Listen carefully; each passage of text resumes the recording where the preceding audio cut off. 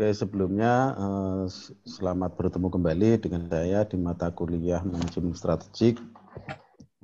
Untuk manajemen strategik, nah nanti gini aja, kita kuliahnya mau seperti apa, enaknya seperti apa.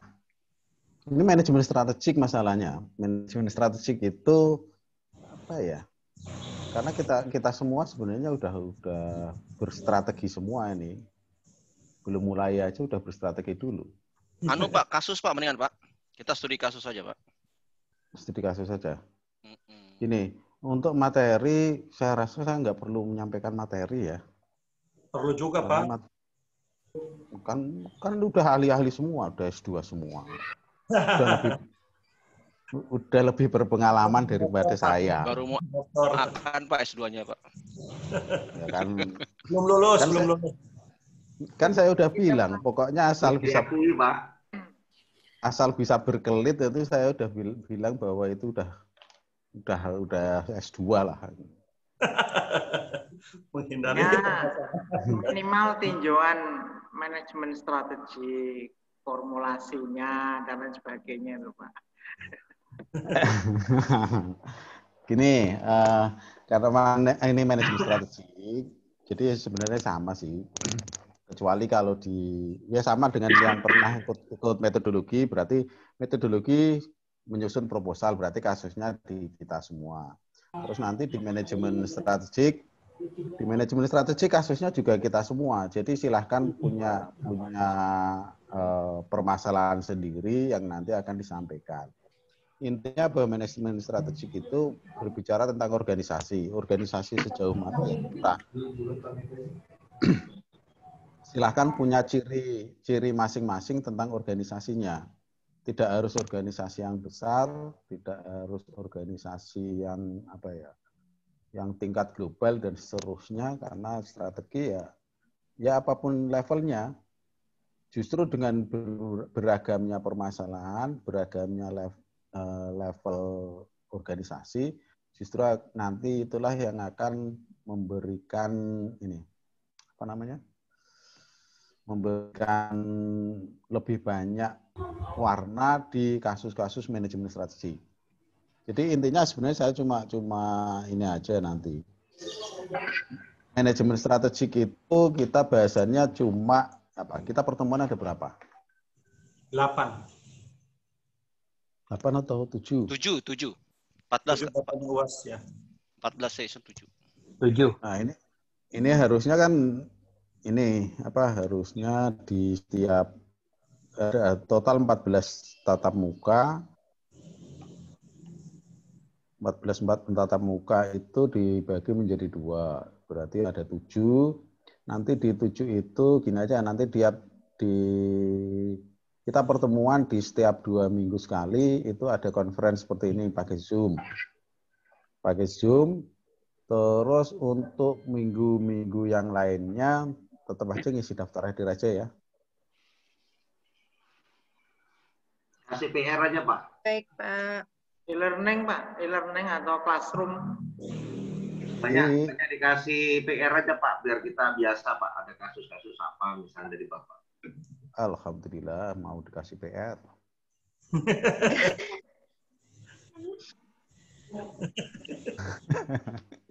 Nah, jadi ada tugas penting, 2 tugas penting yang untuk kuliah kita. Kuliah kita itu satu tugasnya ketika masa sebelum UTS. Terus di tugas yang kedua masa setelah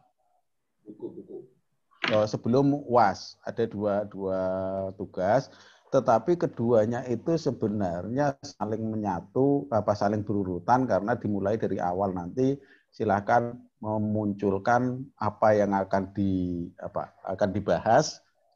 Masing-masing punya permasalahan sendiri, punya tujuan masing-masing. Terus tugas itu berlanjut. Yang diharapkan selesai ketika kita kuliah selesai, berarti selesai. Jadi nanti ngumpulinnya ada 2 kemungkinan, ngumpulin tugas itu sebelum UTS, sebelum UAS, atau justru seperti biasanya dikumpulin pada saat UTS, pada saat UAS. Ngumpulinnya pada saat itu. Sehingga kalau untuk UTS dan UAS itu nggak usah dipikirkan, karena UTS UAS itu cuma ngerangkum dari tugas. Kalau yang sudah ngerjain tugas berarti ya udah nggak usah mikir lagi. Tinggal mindahin, ngerjain tugas, ngerjain UTS UAS ya nggak sampai 10 menit selesai. Jadi nanti kalau mau seperti itu boleh, kalau enggak ya tiap saat ada tugas juga boleh. Cuma saya minta gini aja, minta nanti di setiap bahasan nanti ada apa ya namanya ya, yang menyampaikan materi itu masing-masing mungkin apakah mau kelompok apa perwakilan silahkan nanti dibagi siapa baru ketika sudah disampaikan materi menurut pandangan masing-masing baru kita bahas bersama. Mungkin itu. Terus yang lainnya apa lagi ya? Wis ben enak kabeh gimana caranya wis? Kalau begitu gini Pak, usul saya Pak. Gimana materi yang kan pasti ada materi nih Pak, acuan materi yang dibuat oleh Prodi dan Bapak lah. Nah, itu boleh di-share nggak ke kita biar kita nanti masing-masing nyari referensi atau nyari kasus yang ada di dalam dunia nyata lah ini, di dalam dunia nyata kita lah. Biar nanti kita bisa present masing-masing Pak. Oke, materi nanti ada, materi saya siapkan. Cuma nanti kan ini judulnya manajemen strategik dan perubahan ya. Manajemen strategik dan perubahan. Nanti khususnya tentang manajemen perubahan di pertemuan kita yang terakhir, itu bahasanya itu cuma 3.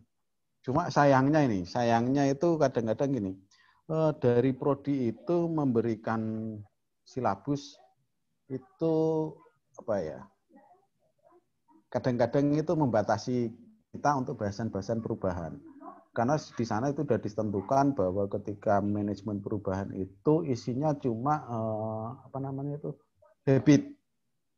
Bahasanya tentang habit, tentang who move my cheese, tentang our iceberg is melting, cuma 3 itu. Jadi sudah ditentukan benar apa yang akan dibahas. Itu pertemuan terakhir. Nah, sehingga untuk manajemen perubahan mungkin nanti silahkan ini ada perwakilan salah satu di pertemuan terakhir yang menyampaikan tentang itu. Ada 3 kelompok, 3 hal. Satu tentang Stephen Covey, habit, itu nanti satu kelompok. Terus tentang who move my cheese itu silakan satu kelompok. Terus our iceberg is melting itu satu kelompok juga. Jadi silahkan buat dari 3 kelompok. Ini 3 kelompok ini paling enak gimana ya? Mungkin Baping satu kelompok, terus yang Cikeas Sabtu satu kelompok, yang Cikeas malam jadi satu kelompok. Jadi ada 3 kelompok yang berbicara tentang 3 tema kita yang terakhir di manajemen perubahan itu nanti silahkan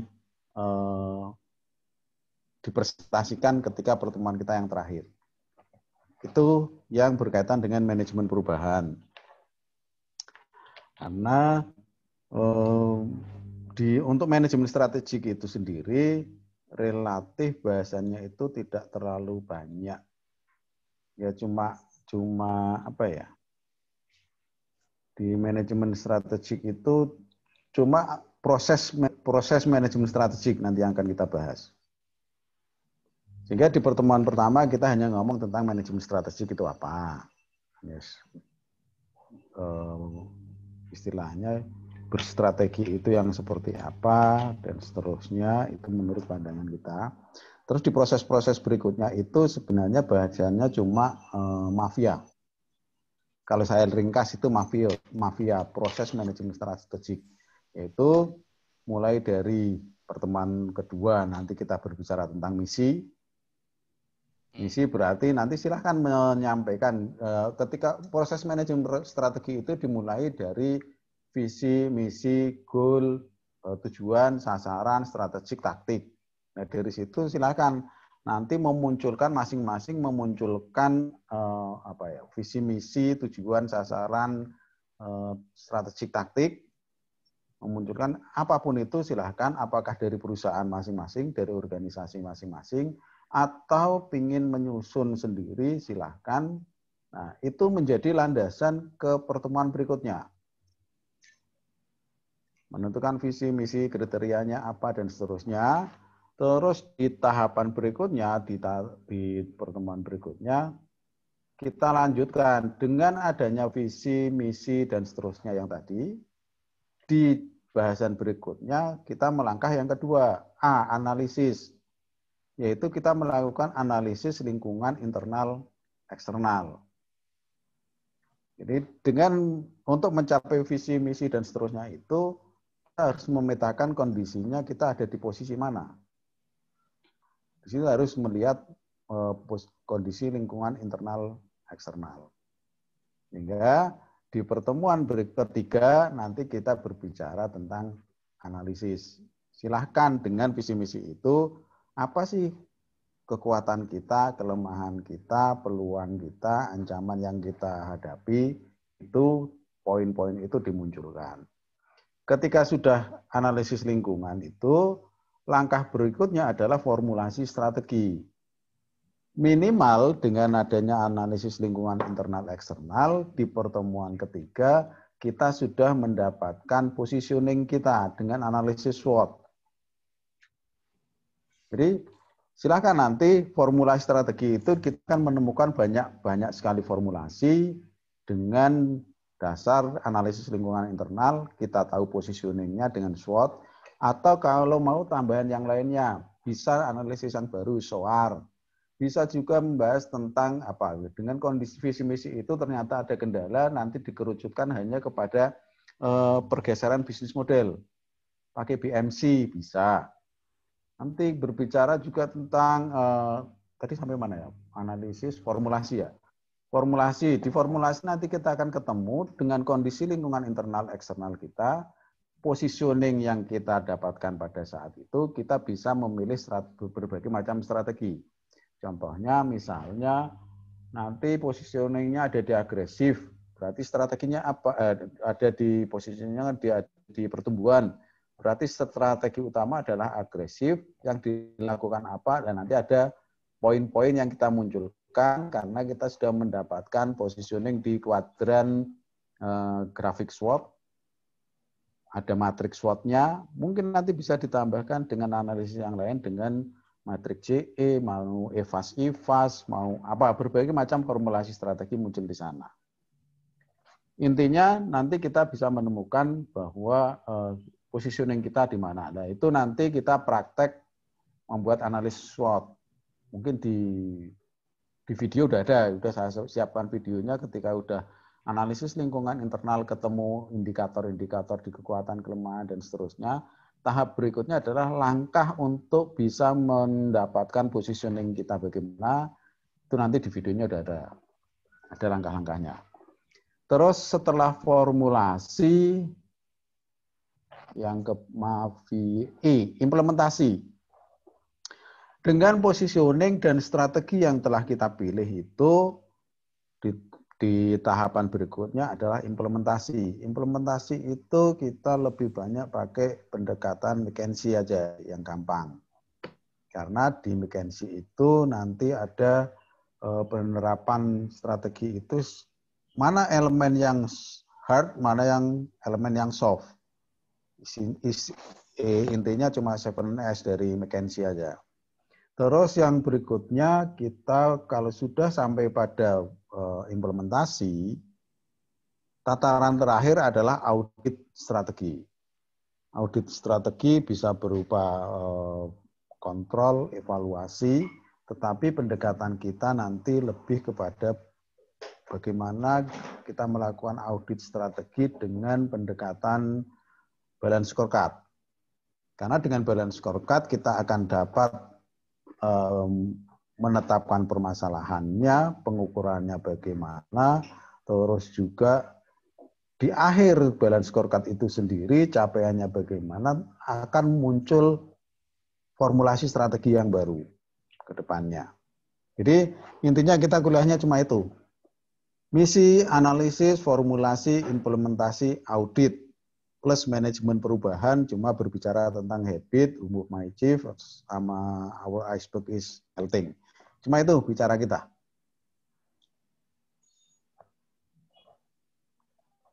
Ada Yang kurang jelas atau mau didiskusikan?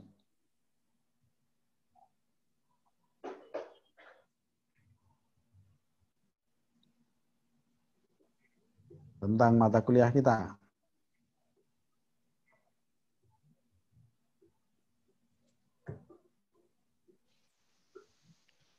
Lanjut Pak, saya pikir Pak. Ada gambaran nggak? Pak Heru, Ada saya mau tanya. Oke, silahkan. Pak, dalam manajemen strategik itu kan ya banyak formula yang bisa dipakai. Nah, saya sebagai apa namanya ya orang ekonomi lah gitu.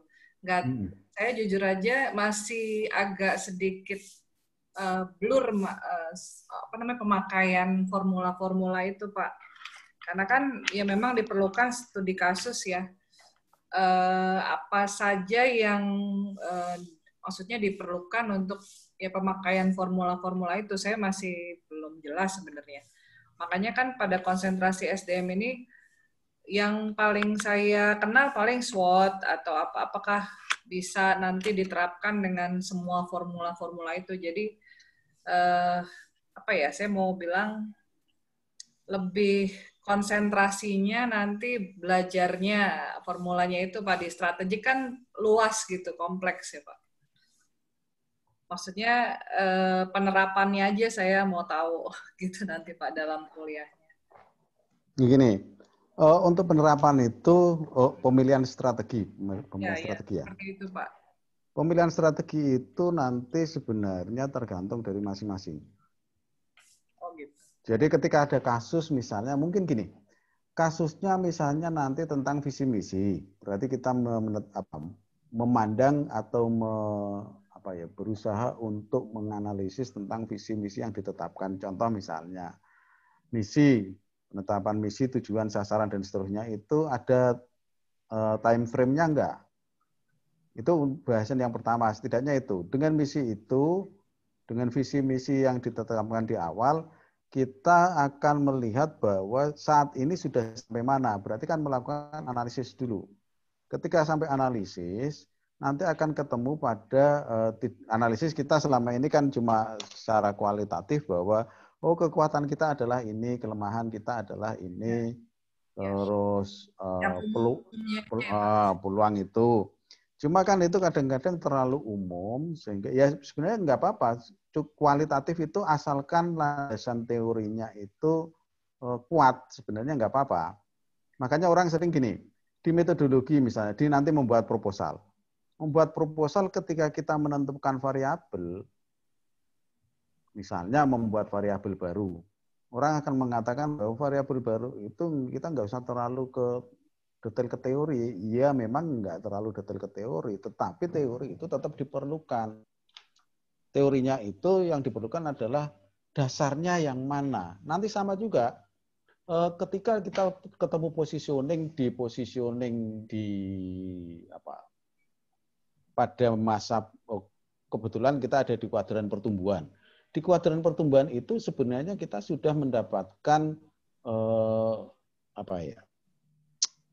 sudah mendapatkan frame, sudah mendapatkan panduan bahwa di strategi pertumbuhan itu yang bisa dilakukan apa. Tidak hanya satu, tapi kan banyak. Banyak strategi yang bisa dilakukan.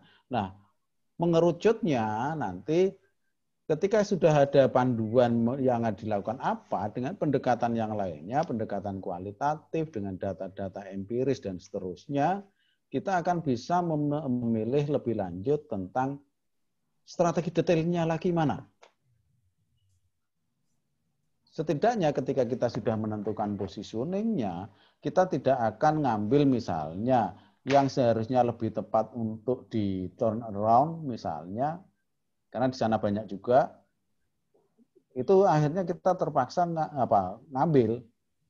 Karena kalau kita kait-kaitkan semua hal itu ya dipaksakan ya saling terkait.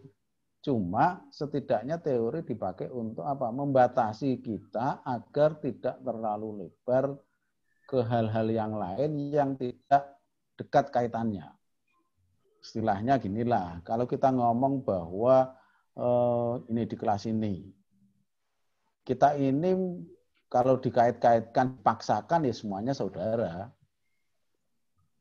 Tapi nggak tahu saudaranya sejauh mana, apakah nyambung atau enggak, saling mempengaruhi atau kan enggak. Tapi kalau dikaitkan, ya ada hubungannya, ada. Sehingga ada batasan. Dalam hal ini misalnya untuk bisa lebih mengerucut, kita ini ada di kelompok mana sih? Di kelompok misalnya didekatkan pada, kalau kita ngomong teori berarti lingkupnya adalah apa? Lingkup sebagai mahasiswa, IPIJA khususnya. Itu kan sudah mengerucut, sudah tidak lari kemana-mana keluarnya. Kasusnya sama juga. Makanya pendekatannya adalah gini, ketika nyusun tesis nanti, kita punya panduan, sehingga dengan adanya panduan itu panduan itu kita katakan sebagai teori dasar yang kita pegang. Nah, kalau kita tidak berpegang pada panduan, yang terjadi adalah Bu Astrid misalnya, dulu S1-nya di mana, nanti akan berkiblat pada model susunan yang ada di S1-nya di mana dulu. Terus Pak Asmadi misalnya, karena S1-nya di mana, berarti yang dipegang adalah ya panduan yang dulu. Saya dulu ini, saya dulu ini. Nah kasus ini sebenarnya tidak hanya kita. Dosen-dosen kadang-kadang melakukan itu. Tidak berpikir bahwa frame-nya itu ada di mana. Terlalu jauh melangkah, terlalu jauh bahasannya, sehingga terlalu melebar. Ada kasus ketika misalnya ketika kita ujian itu, mahasiswa sebagai peserta ujian itu malah yang lebih santai daripada pengujinya. Karena penguji saling mengkritik karena membawa dulunya S1 di mana, atau dulu pendidikannya di mana, dulu kuliahnya di mana. Saya dulu modelnya seperti ini. Dulu di kuliah tempat saya seperti ini. Sehingga tidak didasarkan pada kitabnya, yaitu panduan yang ada di kita. Sehingga yaitu tidak ada titik temu. Mahasiswanya yang ujian diem aja, dosennya saling berdebat. Itu yang terjadi. Itulah fungsinya teori. Ini nanti sama juga, ketika kita tahu positioning kita, setidaknya kita sudah mau punya panduan. Teorinya apa? Oh misalnya dengan strategi integrasi. Integrasi pun masih banyak yang harus dilakukan. Ada integrasi ke depan, ke bawah, horizontal, vertikal, ada berbagai macam kan. Jadi ada batasan-batasan ke sana. Sehingga masing-masing mungkin nanti akan berbeda. Misalnya Pak Bu Retno misalnya. Bu Retno nanti akan punya visi misi ini, ketika dianalisis kekuatan kelemahannya, nanti ketemu positioning mana. Nah, strateginya mungkin akan berbeda dengan Pak Irawan misalnya. Masing-masing akan berbeda sesuai dengan kondisi yang ditemukan masing-masing. Sehingga tidak mungkinlah ada kasus ketika modelnya seperti ini, ada kasus nanti kok misalnya ini tadi yang orang khawatirkan seringkali. Kok di ininya kok isinya sama. Ya kalau cuma masalah ujian ada definisi ini apa dan seterusnya mungkin kesamaan ya sama. Tapi kan berdasarkan kasus masing-masing ya harusnya udah berbeda-beda. Ya inilah di S2. S2 itu silahkan mengangkat ini, memahami sesuatu yang nantinya akan kita terapkan sesuai dengan temuan kita masing-masing. Sebenarnya di S2 gampang. Buat dosennya juga gampang. Nggak perlu ngoreksi, asalkan dilihat logis, selesai.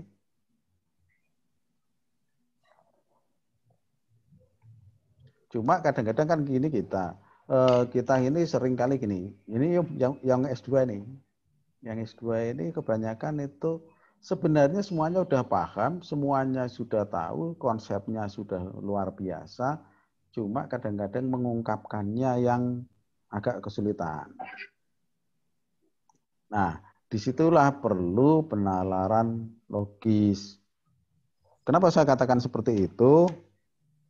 buktinya adalah coba sekarang sampai sekarang proposal nanti nyusun tesis. Nyusun tesis itu kan hal yang sebenarnya lebih gampang dibandingkan kita nyusun konsep. Menyusun sesuatu, misalnya di mata kuliah strategik ini, itu kan jelas bahwa konsepnya berdasarkan dari kita, pemikiran kita, dan seterusnya, yang itu bisa melebar sangat banyak, bisa jalannya berbeda, dan sebagainya. Tapi ketika di tesis nanti, kan udah jelas, alurnya sudah jelas, lingkupnya jelas, sehingga lebih gampang untuk menuangkannya. Nah, sama dengan di manajemen strategik nanti, kita pendekatannya mau apa? Misalnya pendekatan contestable market misalnya. Ya udah pegang itu. Misalnya kita pegang ada bisa kombinasi. Untuk bisa memformulasikan sesuatu, kita pendekatannya berdasarkan SWOT BSC misalnya. Untuk memformulasikannya kita menggunakan pendekatan SWOT BSC. Atau mau pendekatan yang lainnya misalnya BOS BSC, Balance Scorecard. Terus ini ada satu mungkin yang selama ini memang jarang ini kan. Contoh analisis kita paling kita tahu, yang paling kita kenal itu kan analisis SWOT. Strength, weakness, opportunities, and threat. Itu sudah semua orang paham. Tapi kadang-kadang kalau itu dipaksakan, itu kalau kita berkecimpung dengan UKM, kayaknya kok agak susah. Kenapa? Coba yang terlihat, yang didengung-dengungkan bahwa ketika UKM itu kan selalu ngomongnya bahwa produk saya kualitasnya bagus, ini. Yang muncul itu selalu keunggulan yang nilainya positif.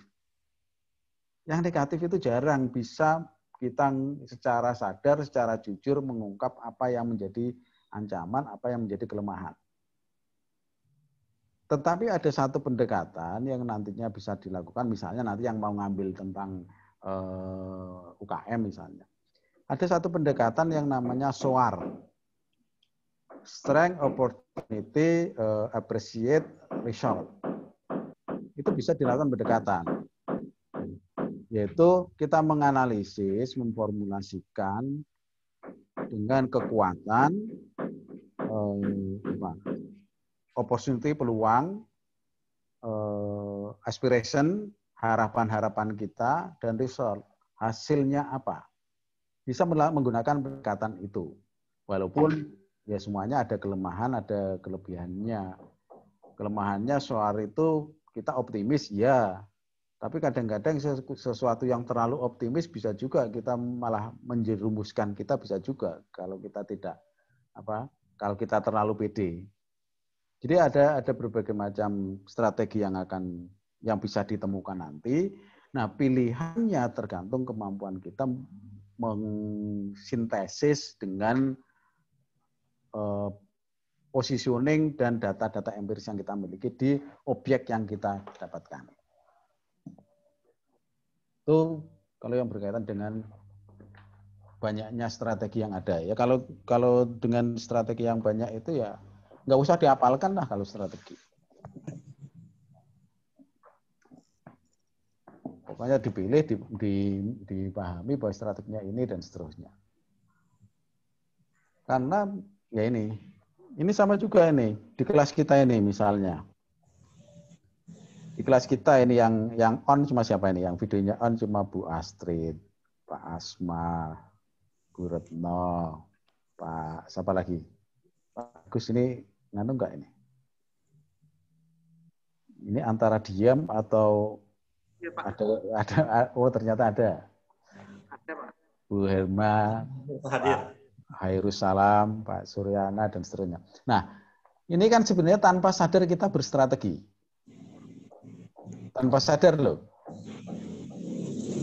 Masing-masing pasti punya tujuan, punya ada. Secara tidak sadar sebenarnya dari awal sudah berstrategi. Misalnya Pak Purba. Pak Purba menampilkan. Oke, Pak Purba misalnya tidak ditampilkan videonya misalnya. Ya itu kan masing-masing punya strategi sebenarnya punya apa ya? Ya kan? Ya kan? Menghilang, Pak. Apapun itu karena apa? Melihat kondisi pasti gini. Ada yang menampilkan videonya, ada yang tidak, ada yang sesekali dan seterusnya kan karena punya ada kepentingannya, ada strateginya karena melihat kondisi internal eksternal kita. Yang sudah siap sekali misalnya karena punya strategi. Terus ini pun ini kebetulan setengah-setengah. Kalau yang cuma menampilkan nama itu kan punya strategi juga. Jadi di setiap keseharian kita apa yang kita lakukan itu masing-masing karena sudah berstrategi dulu. Yaitu apa sih strategi? Strategi itu sebenarnya kalau dikaitkan dengan teori, awalnya strategi itu kan apa ya? Mengelola pasukan itu dari militer sebenarnya kan. Sehingga manajemen strategi itu bagaimana mengarahkan ini untuk mencapai tujuan tertentu. Dan pelaksanaannya nanti strategi berbeda-beda. Ada yang secara keras, ada secara lemah lembut, sehingga mungkin ini nanti menjadi satu yang belum banyak dikaji karena itu ada di Indonesia. Itu tentang strategi gerilya. Silahkan kalau mau diangkat. Sebelum ke sana deh, yang ngambil konsentrasinya apa sih ini? Macam-macam, Pak. Apa, ada yang keuangan, ada yang pemasaran, ada yang SDM. Tiga.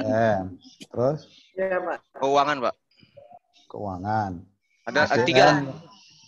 Strategi nggak ada? Adanya Bu Astrid, Pak, maunya, Pak. Nggak ada temennya, Pak. Cuma berdua sama Bu Astrid. Gini. Ya, Bu Astrid ya, kita berdua ya. Sama-sama abu, kita abu. Maunya Pak Agus, Bu, harusnya. Iya, tapi Agus, Astrid. sendiri nggak ini. Jadi trio E. Triple E ya, Pak. Triple E. Karena saya takutnya gini loh. Terus terang nih, saya takutnya gini. Bapak-bapak, ibu-ibu semua ini kan sebenarnya levelnya strategik. Di keseharian itu sudah pegang strategi, pengambil keputusan. Gitu kan? Ya. Sudah mapan di sana sebenarnya. Saya takutnya kayak kasus-kasus kemarin, ngambilnya SDM, begitu sampai pada proposal tesis, di situ lebih mengarah kepada level strategi. Iya, memang bisa kayak gitu. Ini yang sampai ya, Pak. Bisa jadi itu, Pak. Heru. Ya, silakan. Baiknya untuk saya kan di kecamatan nih. Baiknya SDM apa strategi nih, Pak? Kalau strategi nggak ada teman ya, Pak? Kemarin nggak mau, kemarin nggak mau. Langsung nggak bisa dirubah Pak Suryana. Bu Teting udah selesai, Pak. Udah selesai, Pak. Udah ditutup baru ngisi KRS. Itu kan sebenarnya tergantung, namanya juga peminatan, terserah minatnya yang mana. Cuma saya takutnya gini, kejadian yang semester kemarin sama juga. Kebetulan saya nguji proposalnya. Begitu konsentrasinya SDM, begitu memulai memaparkan itu sudah mengarah kepada ya SDM, ada bahasan SDM, tapi SDM levelnya strategi karena kinerja yang dibahas kinerja organisasi, bukan kinerja individu. Terus yang berikutnya, ketika kita bertanya tentang konsepnya, karena kesehariannya sudah di level strategi, sehingga apa? Ketika mengungkap konsep, tidak diturunkan levelnya ke bagian semata fungsional, yang diomongin ya level strategik terus. Nah, ketika seperti itu, kadang-kadang kita terus akhirnya ngomongnya gini, kalau memang level kebiasaan kita sudah di level strategi, kenapa enggak ngambilnya strategik aja? Karena kita lebih gampang mengungkapkan konsep kita sesuai dengan keseharian kita. Kecuali yaitu tadi kita berani membatasi diri atau rela membatasi diri, yang kita bahas itu ya sesuai dengan levelnya. Biasanya di pengambil keputusan, terus akhirnya sekarang ini agak diturunkan levelnya ke fungsional. Ya silakan. Itu cuma kekhawatiran saya, nanti jangan-jangan begitu sampai ke proposal tesisnya, loh kok ini malah mengarahnya ke ini. Biasanya Bapak di mana? Karena saya ada megang Pak perusahaan misalnya. Wah ya itu tadi harus rela menurunkan sedikit levelnya ke level fungsional. Sebenarnya itu. Terus sama juga nanti, makanya seringkali kan pendekatan strategik itu pendekatan yang apa ya? Kalau kita katakan strategi itu apa ya? Kita lebih banyak kepada apa sih strategi itu? Manuver. Strategi itu syarat dengan manuver. Misalnya strategi sah saja mau seperti apa, cuma harus dilihat secara etika apakah itu memenuhi etika atau enggak. Ya, kita tiap saat berstrategi ini. Hari ini juga kita strategi. Nanti ketika tesis, ketika proposal sama juga. Ini kasus yang banyak di S2 yang strategi sudah apa ya? Strategi sudah umum misalnya. Begitu mau akhir semester proposal belum selesai, cara-cara yang ya di level implementasi pelaksanaan nanti dimunculkan taktiknya apa. Akhirnya mahasiswa banyak yang datang langsung bawa lembar persetujuan pembimbing. Nah, begitu pembimbing jurus S2-nya keluar. Jurus S2-nya keluar, ngomong ke pembimbing, Bapak pingin saya lulus apa enggak? Jurus S2 itu. Jadi hal-hal yang seperti itu yang akan terjadi karena strategi itu syarat dengan manuver. Kita diam itu juga manuver juga. Karena masing-masing kita sebenarnya punya tujuan yang berbeda-beda kan. Jadi silahkan nanti mengungkapkan berdasarkan pengalaman, berdasarkan ininya masing-masing. Oke, ada lagi? Pak Heru. Ya, silakan. Ya. Di kecamatan kan saya rencana mau ngambil teori SWOT ya, bukan SWOT. Teori SWOT. Nah, tolong ini kan Pak, soalnya kami belum pernah dengar tuh teori SWOT gitu ya. Soalnya kalau yang diambil kelemahan, nanti kayaknya yang kurang nyambung. Jadi kita keterbatasan, limited gitu Pak. Mohon misalnya Pak. Itu kan sebenarnya cuma perkembangan evolusi. Itu kan hanya evolusi. Ya. Teori dasarnya adalah SWOT, strength, weakness, opportunity, threat. Ya. Itu kan? Ya, betul. Terus muncul SWOT, strength, limitation, opportunity, threat. Ya sebenarnya sama, keterbatasan kita yaitu kelemahan kita. Enggak lebih spesifik Pak itu Pak? Enggak. Ya sama juga. Begitu kita ngomong keterbatasan. Iya. Kita punya modal tapi kurang. Iya, betul. Itu keterbatasan modal. Apakah keterbatasan modal itu bukan kelemahan? Kelemahan? Ya kan? Cuma kita kan selalu berkembang. Sama juga gini misalnya, di level strategi pemasaran ada yang namanya market niche. Ceruk pasar. Di strategik ada yang namanya lebih keren lagi. Bahasanya keren, blue ocean strategi. Apa bedanya dengan ceruk pasar? Strategi ceruk, strategi perlung, strategi niche. Apa bedanya? Sebenarnya sama, cuma pengembangan, terus diperhalus satu itu, terus agar kelihatan agak lebih baru, dan seterusnya. Jadi relatif tidak terlalu banyak, ya ada pengembangan lah. Contoh misalnya mungkin skupnya yang agak dibedakan. Tetapi intinya sama. Langkah-langkahnya juga sama, nanti akan ketemu matrik SWOT, ada matrik grand strategi, akan ketemu ke sana. Setelah itu dibarengi kemana, diimplementasinya, ada integrasi, ada aliansi, ada kolaborasi, ada kompetisi, ada berbagai macam strategi yang muncul. Itu nanti menjadi pilihan-pilihan karena kalau analisis SWOT. Nah gini, pertanyaan tadi Pak, siapa? Suryana. Pak Suryana, Ya. kalau sudah masuk ke analisis SWOT itu ujung-ujungnya ya strategik. Iya.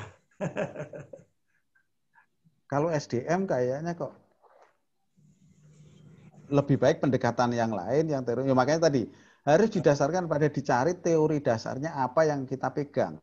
Itu akan masuk kelompok di masing-masing. Makanya seringkali kan gini. Kalau untuk ada, itu Pak, SDM yang paling cocok teori apa Pak? SDM kan banyak teorinya. Ya maksudnya untuk SDM perkantoran gitu ya. Tentang capability bisa. SDM tentang capability. Tentang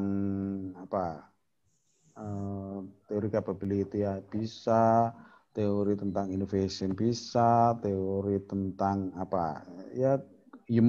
tentang capital. Capital ya Pak. Ya, tentang capital bisa. Jadi didekatkan pada teori yang kita ini yang mana? Itulah yang menjadi perekat atau pembatas bahwa bahasan-bahasan yang kita akan munculkan itu dibatasi dengan hal-hal yang seperti itu. Sehingga nanti ketika nyusun tugas akhir itu kan ada grand teori, ada middle teori, ada teori aplikasi.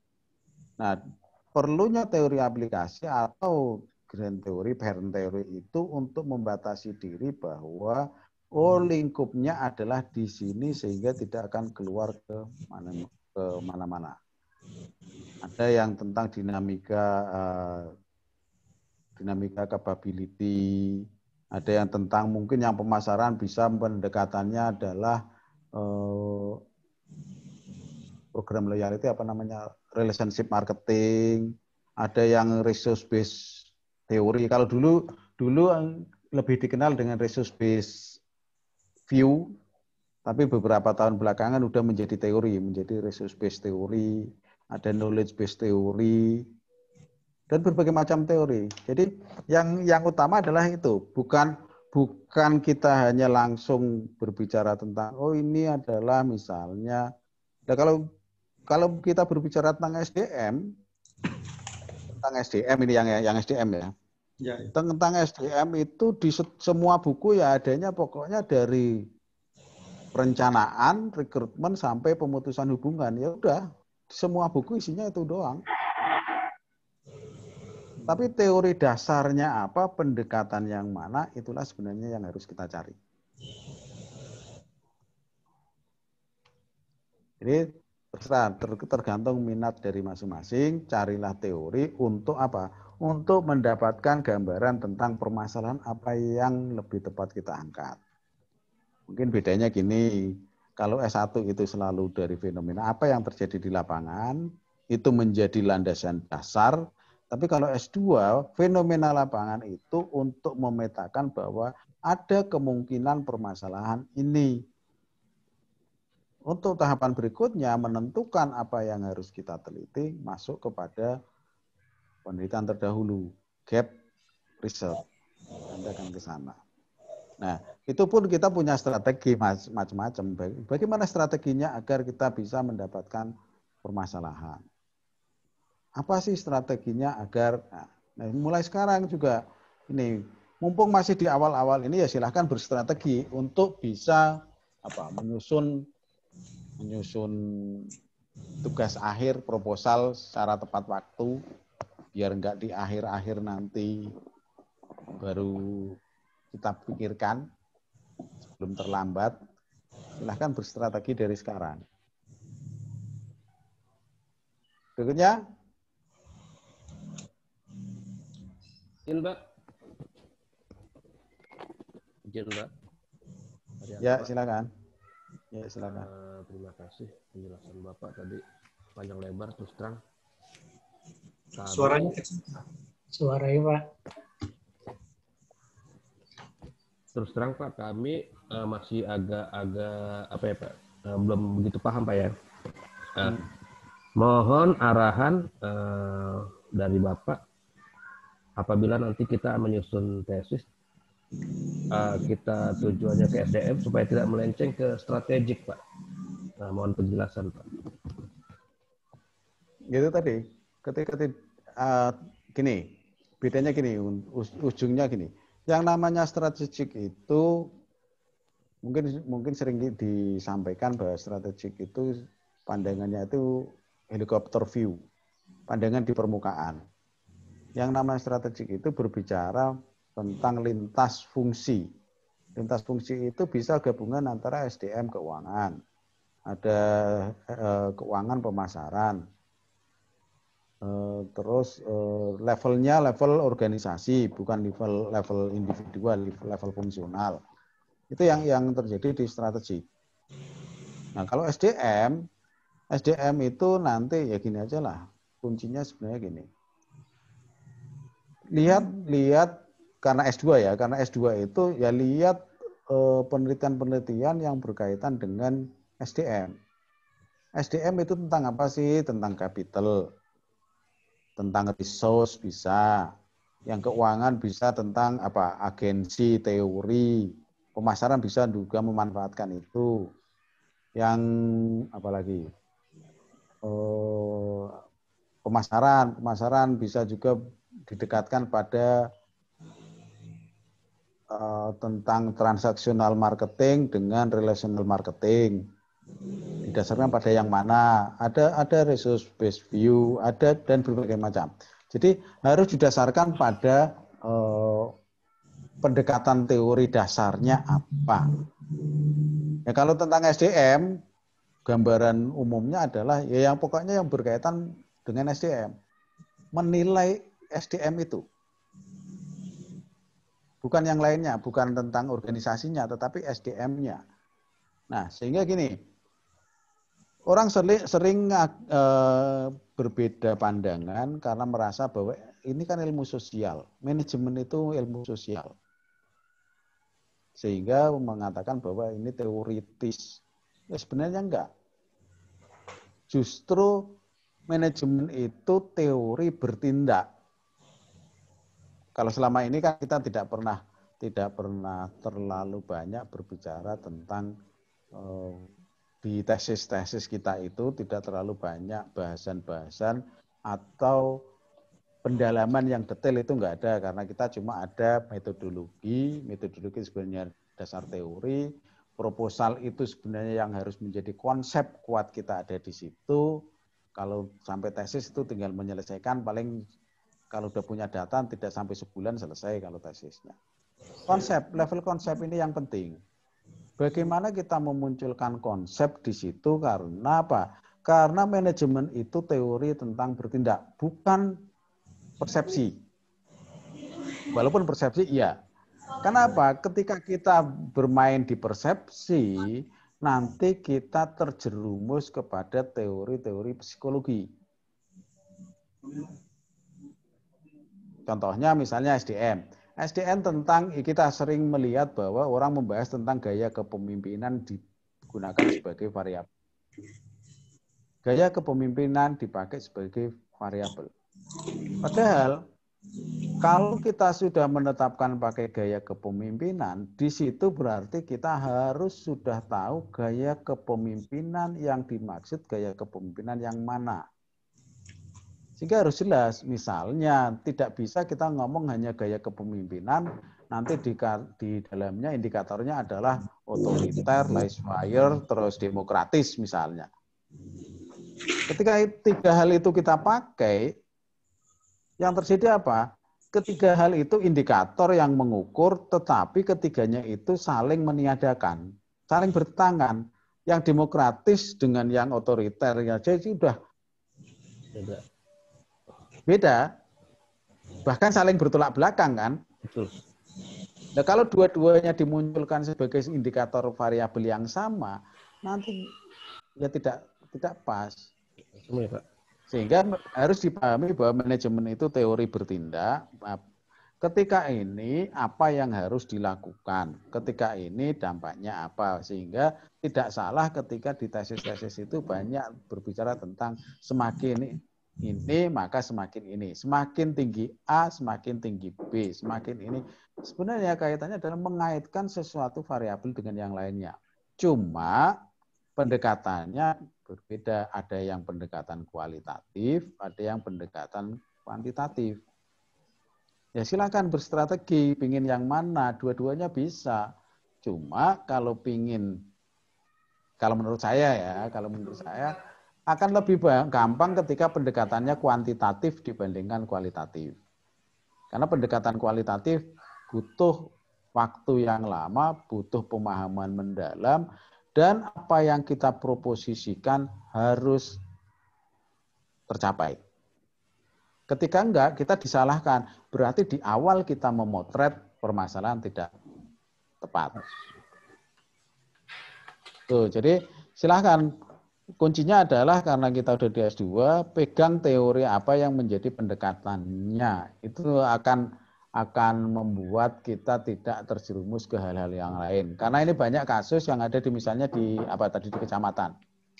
Di kecamatan berbicara tentang SDM. Begitu sampai kepada variabel yang diteliti tentang kualitas layanan. Padahal kualitas layanan itu masuk ke ranah mana? Masuk ke ranah pemasaran. Beda kalau kinerja pelayanan, yaitu SDM. Karena kinerja kita menilai tentang SDM-nya. Jadi itu, kalau ingin tidak terlalu melebar, ya caranya adalah salah satunya adalah itu. Ada lagi?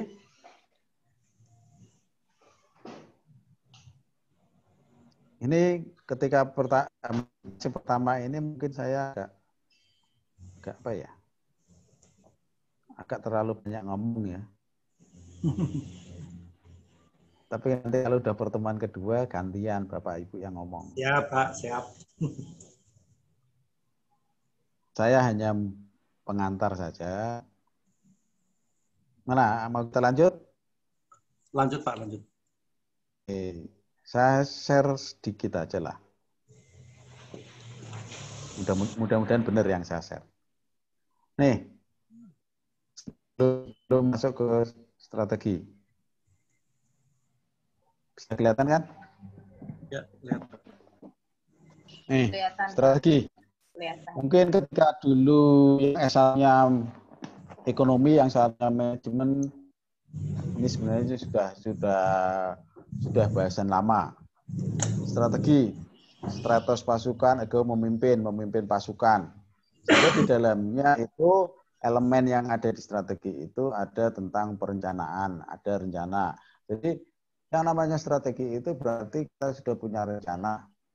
Sayangnya orang selama ini kan punya rencana tetapi tidak punya alternatif. Yang di strategi harusnya seperti yang di film-film itulah.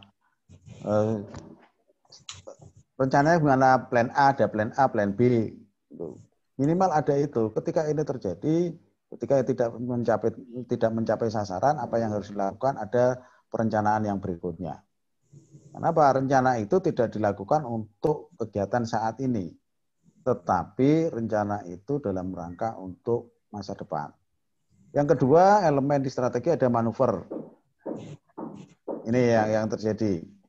Jadi, yang namanya strategi itu syarat dengan manuver. Syarat dengan permainan. Seperti permainan aja. Misalnya, misalnya kita ini aja dah. Kita kuliah ini kan berstrategi. Saya juga berstrategi. Bagaimana nggak berstrategi orang yang dihadapi orang-orang yang sudah pengalaman?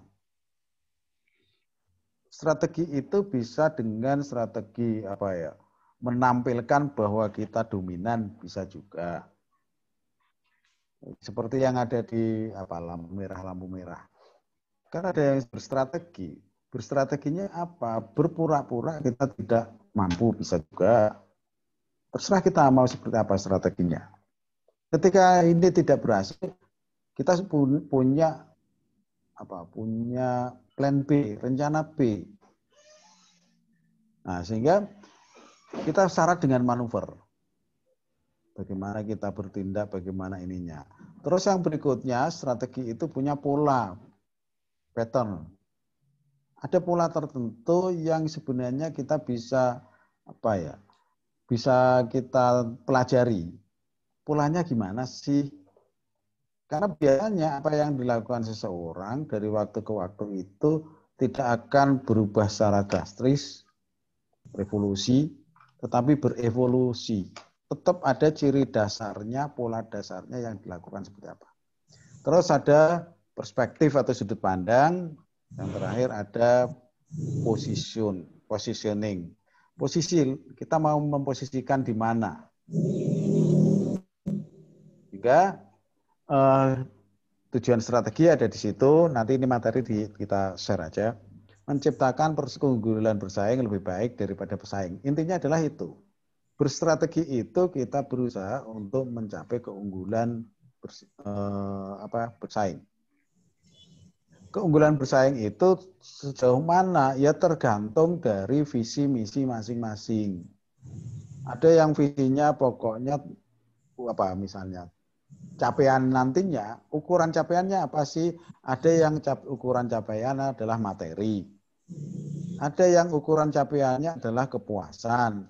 Ada yang ukuran capaiannya berbagai macam, tergantung dari apa yang menjadi tujuan kita masing-masing. Terus karena ini berbicara tentang strategi, dimensinya dimensi yang luas, ada di helikopter view, sehingga dalam keputusan strategik itu sangat memerlukan manajemen puncak. Kita bertindak sebagai di level manajerial, bukan lagi sebagai staff. Terus membutuhkan sumber daya perusahaan, tentu saja iya, mempengaruhi kesejahteraan jangka panjang, berorientasi ke depan, mempunyai konsekuensi, multifungsi, mengharuskan mempertimbangkan lingkungan eksternal. Makanya perlu adanya analisis lingkungan internal eksternal tadi. Nah, sebenarnya kalau kita lihat di strategik itu sebenarnya kita sudah punya rencana, punya manuver, punya berbagai macam yang kita lakukan. Ketika kita menetapkan strategi, sebenarnya kita harus sudah memiliki alternatif-alternatif yang digunakan untuk memecahkan permasalahan yang mungkin muncul. Contoh misalnya yang dulu dikenal itu dengan namanya manajemen konflik. Manajemen konflik itu tidak hanya sekedar kita menciptakan konflik untuk mencapai tujuan tertentu, tetapi kita sudah harus punya alternatif-alternatif yang bisa digunakan untuk menyelesaikan. Jangan sampai tidak terkendali. Kita pokoknya manajemen konflik, akhirnya di organisasi kita terjadi konflik terus-menerus, tetapi kita tidak punya persiapan untuk jika terjadi konflik sampai tahapan A misalnya. Kita harus ngapain? Kalau ternyata konflik itu terlalu berlanjut, terlalu ke depan misalnya. Nah, kita harus apa? Itu yang diperlukan. Terus aliran pemikiran tentang strategi ini yang terkenal ada strategi safari, ada 10 desain yang bisa kita teliti atau bisa kita pahami. Satu tentang misalnya desain school, tentang konsepsi yang setidaknya yang memerlukan siapa sih, atau perlu sekali siapa sih, perlu sekali peran CEO misalnya. Planning school itu formal, perlu CEO, dan executive staff, dan seterusnya. Ini nanti kita share aja, nggak usah dibahas, nanti bisa di teori, bisa dilihat di internet banyak. Terus masuk ke manajemen strategik itu apa? Banyak sekali definisi strategi. Misalnya yang atas, strategi adalah seni perang. Penetapan sasaran tujuan panjang perusahaan disertai dengan tindakan serta alokasi sumber daya yang diperlukan untuk mencapai sasaran dan seterusnya bisa juga. Ada yang mengatakan strategi pola sasaran. Terus ada yang strategi bisnis adalah suatu keunggulan dan seterusnya dan berbagai macam. Intinya bahwa ada kata manajemen strategik. Berarti berkaitan dengan manajemen, ada berkaitan dengan strategi. Sekarang pertanyaan saya, apa itu manajemen? Kalau yang saya pelajari cuma POATS, Pak. Simple POATS, Pak. Nah, fungsi manajemen. Apa itu manajemen? Kita ini masternya manajemen loh nanti. Masa apa masternya manajemen, masa manajemen enggak apa Dan Pak, mendesain apalagi wis buat PR aja lah, harus tahu manajemen itu apapun itu, tetapi manajemen itu tidak harus dihafal. Manajemen itu silahkan menggunakan kalimat sendiri karena S2 itu sudah bisa mengelaborasi, membuat kalimat yang substansi isinya sama tetapi dengan susunan yang berbeda. Jadi silakan membuat manajemen strategi. Manajemen itu apa?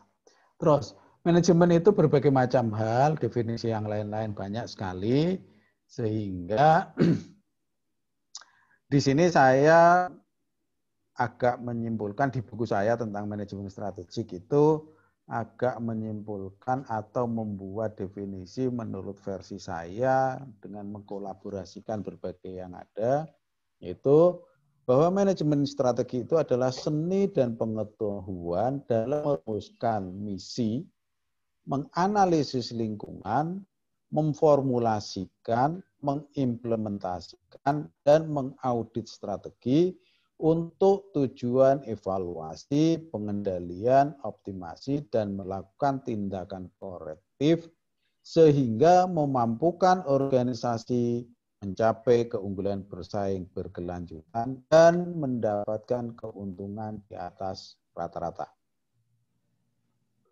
Itu rangkuman versi saya. Kalau dilihat di sini sebenarnya cuma ada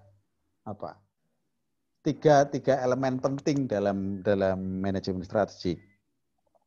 Seni dan pengetahuan saya ambilkan dari apa itu manajemen. Manajemen itu seni. Strategi itu ya seni. Kenapa dikatakan seni? Karena berstrategi itu sesuatu yang bisa dinikmati. Kita harus menikmati itu. Strategi itu sesuatu yang nikmat, yang bisa dinikmati, yang tidak harus kaku dan seterusnya, tetapi itu sebagai suatu seni. Terus pengetahuan karena ada teorinya, ada landasannya, maka dikatakan pengetahuan. Kalau mau ditambahkan unsur fungsi manajemen yang tadi, planning, organizing, leading, controlling, bisa juga dimasukkan di sana. Tetapi intinya yang berikutnya adalah cuma 3. 1 mafia, 2 SCA, yang ketiga ARR. Mafia itu singkatan dari misi, analisis, formulasi, implementasi, audit. Biar kita ngingetnya gampang. Pokoknya bahwa itu seni pengetahuan, perencanaan sampai kendalian, untuk melakukan proses misi, analisis, formulasi, implementasi, audit, itu prosesnya. Tujuannya untuk apa? Agar SCA, Sustainable Competitive Advantage. Agar kita punya keuntungan kompetitif yang berkelanjutan, dan ARR, Average above AAR, average above return, memiliki pengembalian di atas rata-rata. Udah intinya itu aja. Seni, pengetahuan, POLC, mafia, SCA, AAR. Udah selesai. Itu manajemen strategi. Pak Heru, maaf, nyela sebentar. Ya. Mau tanya sebelum Pak Heru lanjut. Pak, kalau saya lihat kan, kalau dari sisi Pak Heru kan pengertiannya seni dan pengetahuan. Seni, manajemen itu adalah seni dan pengetahuan dalam merumuskan dan sebagainya. Nah, kalau saya pernah baca itu manajemen itu seni mengarahkan orang lain,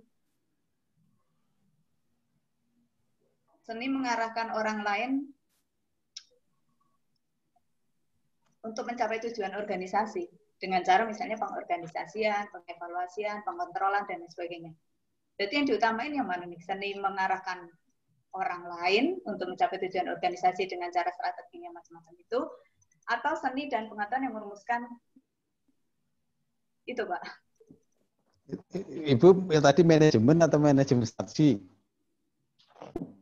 Yang ditanyakan Pak Heru tadi kan manajemen ya, Pak? Yang awalnya. Ya, yang tadi. Iya. Oh, sekarang iya. Sekarang Pak Heru yang strategi ya. Ya kalau manajemen iya, ada yang mengatakan bahwa manajemen ini mengarahkan orang lain. Tapi apa ya hanya cuma orang? Kan organisasi ada sumber daya. Ada resources juga, ada SDA, ada segala macam ya Pak. Kapital juga ada Pak ya. Ada kapital, ada berbagai macam kan. Jadi tidak hanya sumber daya manusia.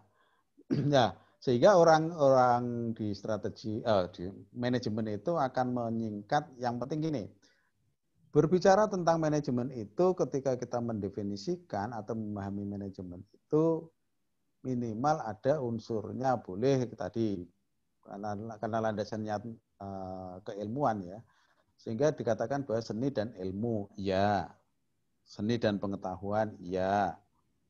Untuk apa prosesnya tadi planning, organizing, activating, controlling itu kan, itu kalau kita masukkan ke situ ada unsur fungsinya untuk apa?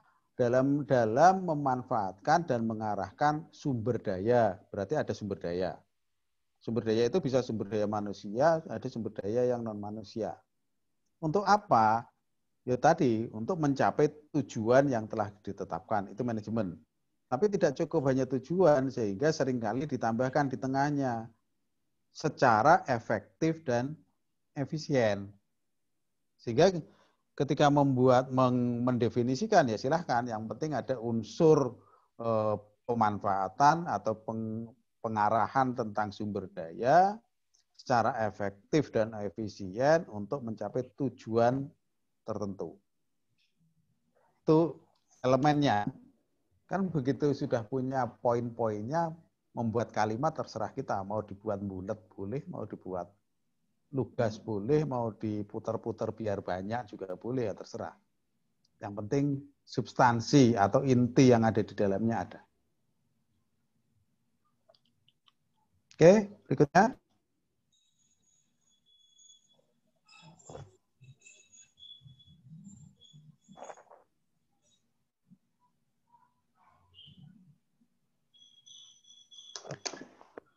Yang berikutnya, ada lagi enggak? Kita mau sampai jam berapa? Lanjut, Pak.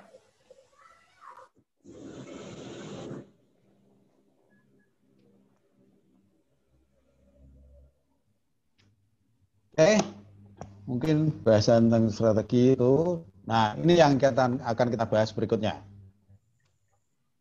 Proses manajemen strategi.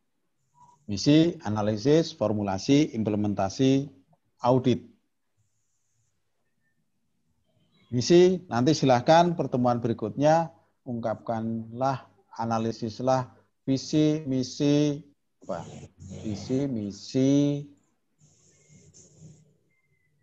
VM, tujuan, sasaran, strategik, taktik. Silahkan masing-masing mencari tentang visi, misi, tujuan, sasaran, strategi, taktik dari sebuah organisasi, atau mau nyusun sendiri boleh. Ketika menyusun sendiri berarti alasannya kenapa sih visinya itu, misinya itu, tujuan ini, dan seterusnya. Ketika kita mau menganalisis dari organisasi, Misalnya, silakan lakukan analisis terhadap visi, misi, tujuan, sasaran itu.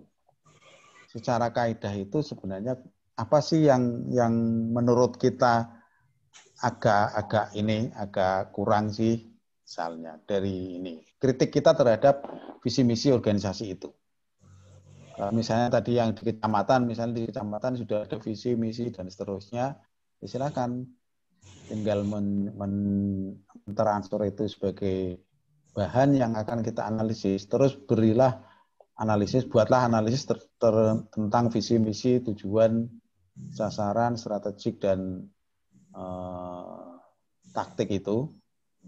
Sejauh mana sih menurut kita didasarkan pada teori strategik? Apakah udah sesuai atau kurangnya di mana dan seterusnya. Itu berikutnya. Sehingga nanti berikutnya silakan masing-masing mempresentasikan atau mengungkapkan lah visi misinya yang ditemukan itu. Tapi karena orangnya banyak ya 25 orang, cukup enggak ya satu kali pertemuan? Cukup, Pak. Ya, sebentar nggak apa-apa ya. Jadi gini aja, mungkin sebagai gambaran dasar aja sebelum sampai ke tugas itu tadi udah. Bahwa proses manajemen strategik, misi, itu goal, objektif, strategi taktik, ujung berikutnya. Visi, misi, tujuan, sasaran, strategi taktik. Analisis lingkungan, ada lingkungan internal, industri, nasional, global, formulasi strategi ada perusahaan, divisi, fungsional, dan seterusnya. Kalau kita mulai dari manajemen strategik. Manajemen strategik itu bisa diungkapkan sebagai apa? Diterjemahkan ke dalam taktik bisa juga. Ini sebenarnya kita bisa melihat dari dua strategi yang saling yang sangat berbeda. Misalnya kita ambil dari Sun Tzu dan dari Bhagavad Gita. Itu yang sering dijadikan contoh oleh orang manajemen strategik. Misalnya di Sun Tzu itu sangat aktif sehingga di sana tentang fokus. Ya. Yang Sun Tzu itu ambisius kelihatannya ya. Ya, lebih ambisius. Yang Bhagavad Gita punya perspektif yang ketika kita bicara. Nah, kita mau ke mana, ya itu terserah kita masing-masing sebenarnya. Tidak ada satu yang ya sebenarnya bisa juga persepsi kita akan berbeda ketika saya mungkin akan lebih kepada Sun Tzu itu terlalu ini. Saya lebih mengarah kepada ekstrim misalnya. Saya lebih condong ke ini. Itu kan tinggal paham kita aja. Karena beda-beda. Tidak bisa kita paksakan bahwa harus Sun Tzu misalnya. Nggak bisa. Terus harus balance ya Pak. Ya. Kalau digabungkan bisa kan Pak? Antara Sun Tzu dan Bhagavad Gita. Nah, itulah peran kita di situ. Kita mau mengarah kemana itu ya peran kita. Kita yang harus memilih. Mungkin dulu ketika di S1 kita harus memilih salah satu lah gitu. Kalau untuk di level udah justru mengelaborasi mana yang rasa kita bisa ini. Terus ini satu lagi yang mungkin bisa diangkat menjadi satu bisa menjadi satu permasalahan atau bisa juga ini menjadi tema tesis kita juga tentang gerilya. Itu bisa diterapkan di tesis kita. Dan itu mencirikan karena apa? Yang selama ini terjadi bahasan-bahasan tentang yang seperti ini kan masih relatif jarang. Relatif jarang, apa maknanya dan seterusnya. Itu yang bisa diangkat. Nah, kenapa manajemen strategi itu penting? Ini nanti dibaca aja lah ya. Ya, Pak. Saya rasa lebih mudah membaca daripada saya harus menjelaskan. Terus untuk keperluan pertemuan berikutnya, silakan mungkin bisa menjadi panduan ini. Ketika kita bahasan tentang misi, kita bicara sekarang teorinya sekarang secara singkat saya sampaikan. Nanti di pertemuan berikutnya silakan masing-masing tinggal menganalisisnya. Misi. Itu kalau elemen misi dalam ini sebenarnya mafia itu mungkin di buku yang lain nggak ada kali ya. Ini ada di buku saya tentang manajemen strategik. Memang manajemen strategik itu bahasanya tentang ya mafia itu. Misi, visi, misi, analisis, formulasi, implementasi, audit. Memang di buku saya intinya seperti itu dan covernya ya seperti ini. Nah, di situ dimulai dari apa? Visi, pernyataan cita-cita. Kita sering berbicara tentang visi. Apa sih visi itu? Terus misi kalau itu tadi pernyataan cita-cita, misi itu berarti pernyataan sikap keadaan masa kini atau alasan kenapa kita ada. Contoh di kita ada visinya itu apa sih? Menjadi perguruan tinggi dan seterusnya. Misinya diterjemahkan dalam misi apa? Pendidikan, pengajaran, penelitian, pengabdian, dan kerjasama. Itu alasannya apa sih? Kenapa sih IPJ ada? Terus tujuannya, hal-hal yang ingin dicapai apa sih? Terus objektif, sasaran, cara fleksibel untuk mengukur dan memenuhi tujuan. Harus ada ditentukan itunya. Strategik, rencana yang dirancang untuk mencapai sasaran. Ada enggak kita strateginya misalnya? Taktiknya untuk mengejawantahkan strategi itu apa saja sih tahapan yang harus dilakukan. Nah, pertanyaannya adalah ketika kita ada di organisasi, ini semua udah ada apa belum? Jangan-jangan kita selalu adanya visi misi, tetapi tujuan, sasaran, strategik, taktiknya nggak jelas. Pokoknya visi kita, pokoknya misi kita. Jangan-jangan seperti itu. Terus nanti ada yang berikutnya, ini hanya teori aja, visi pandangan jauh ke depan mengenai posisi dan seterusnya, itu hanya teori. Visi fungsinya untuk apa? Ini hanya teori juga, nanti bisa dibaca lah. Apalagi ini teori-teori aja, nggak perlu. Nah, jadi ada perbedaan antara visi misi itu nanti diterjemahkan ke bawahnya, ada tujuan, sasaran, strategis, taktik.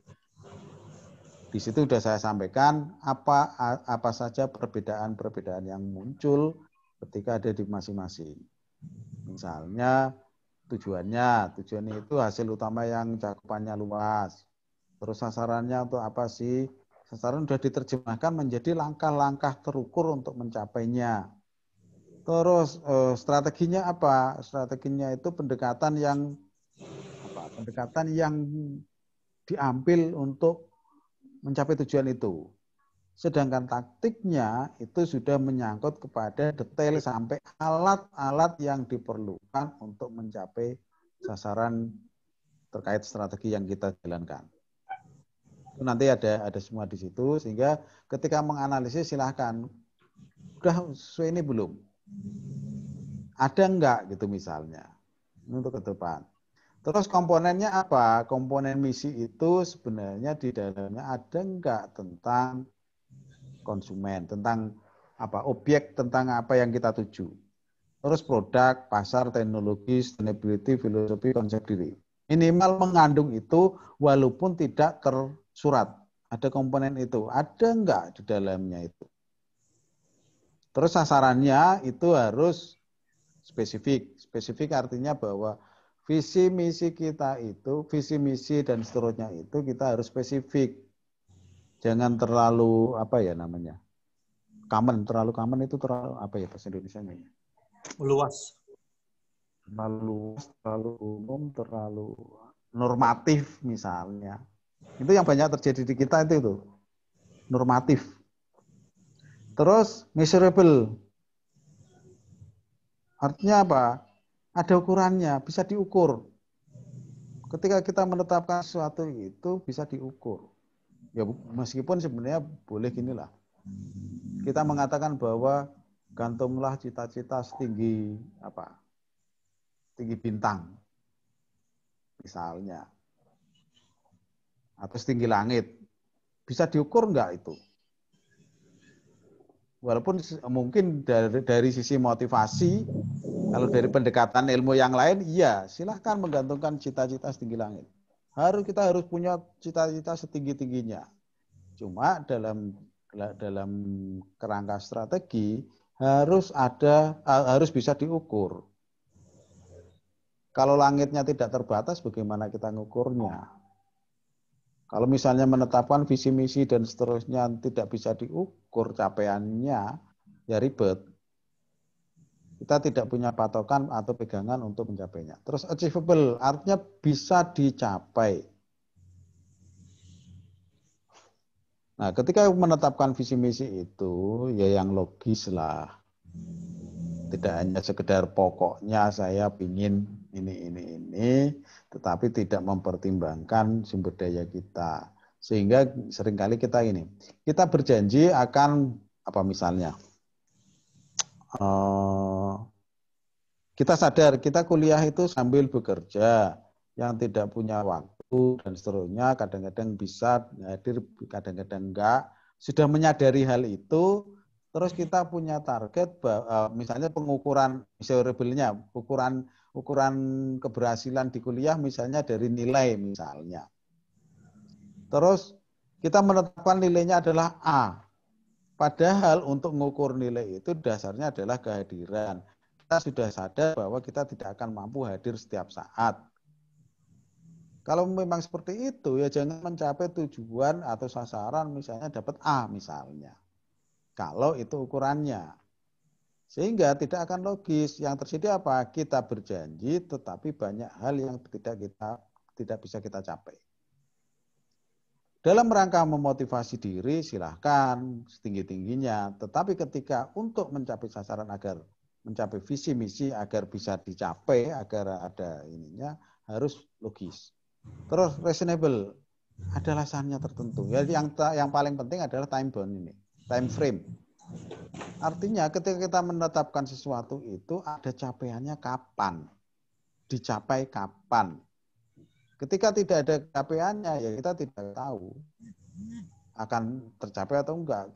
Ketika misalnya kemarin menetapkan pokoknya yang penting saya lulus S2. Ya kalau tidak ada time frame-nya, kapan waktunya lulus, ya kita akan tenang-tenang, masih ini aja.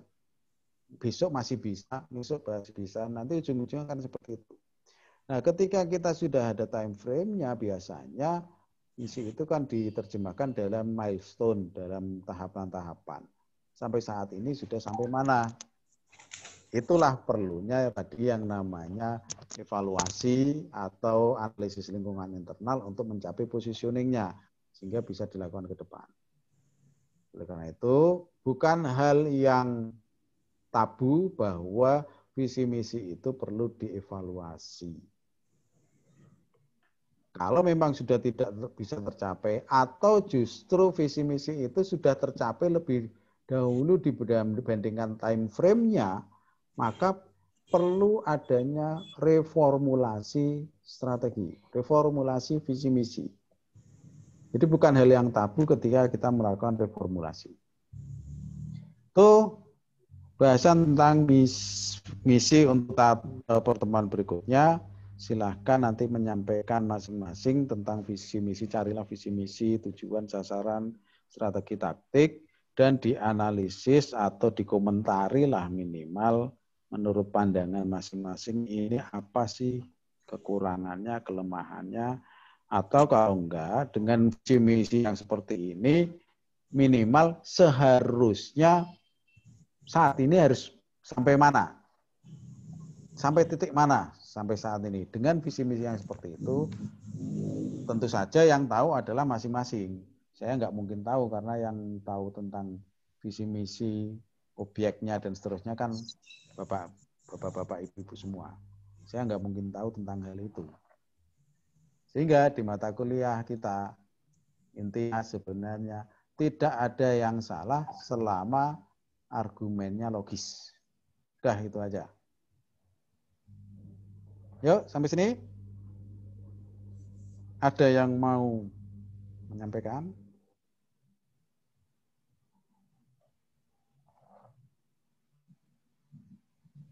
Pak Heru, saya mau tanya Pak Heru. Oke, monggo. Kemarin kan waktu kita semester 2 itu ada challenge dari salah satu dosen untuk bikin usaha ceritanya. Ya. Otomatis kan hal tersebut yang tadi Bapak Heru jabarkan tuh ada. Boleh nggak kita pakai materi itu, Pak? Jadi ada kesinambungan. Bisa-bisa jadi hal itu menjadi terwujud gitu loh setelah kita belajar ini. Misalnya ya sama aja kan. Kalau kita membuat usaha berarti kan ada tujuannya kan. Betul Pak, makanya saya mau pakai itu. Ada tujuan sasaran. Pakai itu boleh. Oke. Silahkan. Artinya ketika ini baru berarti nanti bukan menganalisis, tidak hanya sekedar menganalisis tujuan itu, tetapi dengan visi misi tujuan sasaran ini nanti harapannya apa sih ke depannya kan? Iya, betul. Harapannya ke depan sehingga nanti di tahap berikutnya kita bisa melihat positioning. Meskipun kita belum, mungkin itu baru rencana usaha ya? Iya, betul Pak. Misalnya, ketika rencana usaha kan berarti kita memperhatikan sumber daya yang kita miliki, ya. Asumsi sumber yang kita miliki, ya. Dan faktor lingkungan internal, eksternal khususnya tentang lingkungan industri itu. Bisa menggunakan pendekatan vice porter bisa juga, bisa menggunakan pendekatan-pendekatan yang lain. Saya BPJS Pak, BPS Pak. Saya pakai BPS, data BPS Pak. Ya, apapun itu datanya, setidaknya kita kan sudah bisa tahu bahwa nanti akan bisa dilihat dari positioning kita sekarang ini seperti apa. Betul. Oke. Apakah ketika kita masuk ke industri itu, ternyata industrinya itu sudah jenuh atau lagi ada pendekatan PLC. Yep. Nah, pendekatan PLC itu industri itu di ranah mana bisnis itu? Jangan-jangan sudah dalam penurunan misalnya. Ketika di posisi itu kan nanti akan ketahuan bahwa dengan masuk ke pasar yang seperti itu, barrier to entry-nya bagaimana dan seterusnya, kita akan bisa menetapkan langkah masuknya bagaimana, positioning-nya bagaimana, sehingga akan bisa menemukan formulasi. Bisa, boleh silahkan. Oke, mau Pak, yang sudah ada perencanaan yang baru juga boleh, terserah. Pokoknya itu kasus masing-masing. Yang maksud kita itu kita akan menemukan formulasi strategi ketika kita ada di formulasi dan reformulasi ketika kita sampai pada audit. Oke, Pak. Jadi selalu menemukan strategi. Oke, Pak. Thank you. Yang berikutnya? Pak Heru, kalau yang misalnya saya pakai yang saya gelutin selama ini gitu, personal branding sih bukan PT. Jadi konsultan kami gitu, boleh ya Pak ya? Boleh. Ya. Ini sebenarnya gini, di mata kuliah kita itu lebih kepada ya tadi, kita mengenali positioning kita secara objektif. Jadi kemarin mungkin Ibu kan ada di personal branding ya Bu. Pokoknya tentang itu kan. Ketika ada di posisi itu mungkin selama ini kita tidak melihat atau lupa terus memperhatikan bahwa apa sih positioning saya ini sekarang ada di mana sih? Kadang-kadang kita lupa itu. Sehingga apa yang terjadi pokoknya hanya berdasarkan asumsi-asumsi kita. Pokoknya ke depannya saya mau seperti ini. Tapi tidak melihat positioning saat ini. Karena berbeda misalnya Ibu datang ke Cikeas, misalnya, Ibu di mana? Bu Retna ya? Bu Retna itu yang Tanjung Barat ya Bu? Tanjung Barat. Ya misalnya, Ibu mau pergi ke Cikeas, tujuannya ke Cikeas. Kan harus melihat positioningnya sekarang ini di mana. Apakah masih di rumah atau sudah sampai Kampung Rambutan atau justru di mana tadi? Mungkin di daerah Cibubur, itu kan dengan positioning yang berbeda-beda berarti langkah untuk mencapai sasaran itu kan berbeda. Startnya akan berbeda. Jadi boleh-boleh saja, terus upaya kita adalah sebenarnya gini, seringkali gini, ketika kita menganalisis di tempat kita sendiri, itu yang paling susah itu bukan apa-apa. Susahnya itu untuk bisa objektif. Iya, betul. Itu yang paling susah. Makanya di penelitian kualitatif ketika kita menyampaikan ini seringkali adalah bukan masalah yang lain-lain, tetapi bagaimana kita menempatkan diri sebagai instrumen untuk menjadi objektif, itu yang paling susah. Misalnya aja deh, misalnya saya punya produk, saya memasarkan, buktinya jelas bahwa penjualnya tidak terlalu lancar. Itu kan udah benar-benar bukti bahwa ada masalah. Tapi ketika kita ngomong, jangan-jangan, misalnya kita menemukan bahwa saya kurang mengkomunikasikan produk ini ke calon konsumen yang lebih luas, calon konsumen potensial misalnya. Kita awalnya sadar itu, tapi lama-lama karena itu kita yang melakukan sendiri, terus ngomong, kayaknya enggak deh. Itu yang paling susah itu. Iya. Ini juga berlaku untuk yang lain, misalnya mungkin ini ya, mungkin di yang lain itu di organisasinya, di kantornya itu sudah ada tentang, misalnya nanti di akhir ada tentang balance scorecard. Ada tentang analisis SWOT, misalnya. Analisis lingkungan internal, eksternal. Itu pun boleh dijadikan sebagai kasus dengan cara pandang kita di luar,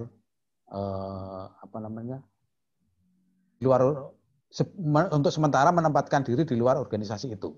Kayak misalnya tadi yang contohnya yang gampang Pak Suryana ya tadi, yang di kecamatan. Di kecamatan itu pasti sudah ada tentang analisis lingkungan internal eksternal. SWOT-nya udah ada pasti.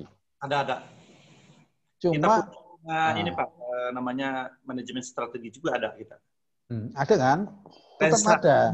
Strategis gitu ya. Nah, itu pun boleh diangkat oleh Bapak dengan pendekatan kita di pendekatan keilmuan, bukan di pendekatan di praktisnya. Boleh. Bisa jadi yang analisis strategi yang ada di organisasi Bapak selama ini, menurut versi Bapak ada kelemahannya, ada kekurangannya di mana. Itu nanti yang akan muncul dari versi kita. Boleh. Bahkan sebenarnya kalau ini sudah selesai, itu sebenarnya sudah selesai tesisnya.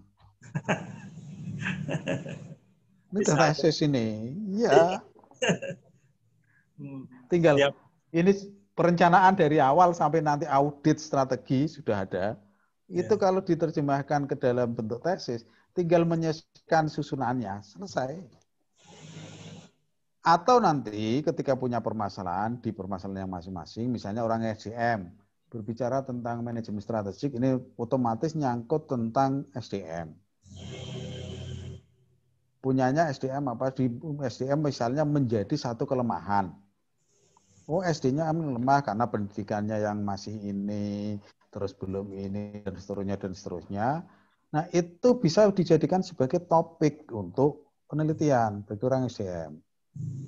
Jadi, cakupan di manajemen strategik kita yang umum luas ini bisa diambil poin tertentu yang dijadikan sebagai lahan penelitian kita kalau hanya untuk kepentingan tesis. Setelah itu. Terus jangan lupa sebenarnya kalau S2 itu harusnya sudah punya, lulus nanti harus punya artikel harusnya. Di samping tesis harus sudah punya artikel yang masuk jurnal harusnya. Udah, berikutnya.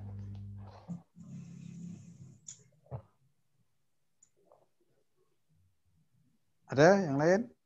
Oh iya, lupa saya. Absen Pak. Iya lupa. Sorry. Ini saya nggak ngerti apakah ini udah benar atau belum. Karena saya terima daftarnya itu, ini apa ya? Strategi S2 ya. Mana ya? Grupnya namanya sih apa tadi? Manajemen strategik. Grup WA-nya? Ya, grup WA-nya manajemen strategik. M strategik dan perubahan, Pak. M strategik ya? Ya.